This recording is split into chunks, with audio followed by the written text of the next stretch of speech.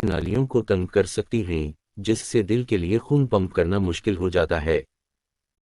High blood pressure को hypertension भी कहा जाता है, जिसका मतलब है कि दिल जिस्म में खून पंप करने के लिए ज़्यादा ताकत सर्फ कर रहा है। ये एक खतरनाक हालत है जो कि शरियानों के सख्त हो जाने, फालिज, गर्दों की बीमारी और धड़कें बंद हो जाने का बायस बन सकती है। हाई ब्लड प्रेशर एक खामोश कातिल के तौर पर लिया जाता है क्योंकि ये बीमारी ऐसी है जो महसूस नहीं होती। हाई ब्लड प्रेशर मजमूई सेहत पर बड़े पैमाने पर मनफी असर डालता है, इसलिए इसके असबाब का पता लगाना ज़रूरी है ताकि क़ब्ल अज़ वक्त एहतियाती तदाबीर से उसे रोका जा सके। हाई ब्लड प्रेशर के असबाब को मुख्तलिफ अक़साम में बांटा जा सकता है, जिसमें प्राइमरी हाइपरटेंशन, सेकेंडरी हाइपरटेंशन और अचानक हाई ब्लड प्रेशर शामिल है।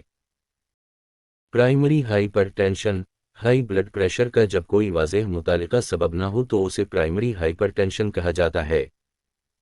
इसमें दर्ज झैल असबाब शामिल होते हैं: नाकाफ़ी वर्जिश, शराब नोशी, हाई ब्लड प्रेशर की ख़ानदानी तारीख़, बुढ़ापा, मोटापा, ज़ियाबीतस, तनाव, पोटाशियम, कैल्शियम और मैग्नीशियम की कमी, जिस्मानी सरगर्मी की कमी वगैरह शामिल हैं।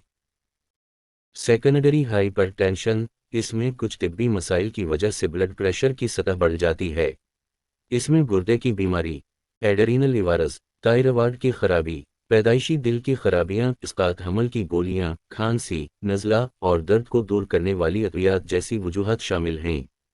बाज़ अद्वियात, कुछ दवाएं खून की नालियों को तंग कर सकती हैं, जिससे दिल के लिए खून पंप करना मुश्किल हो जाता है। उनमें गैर कानूनी मंशियात, हमल शामिल हैं।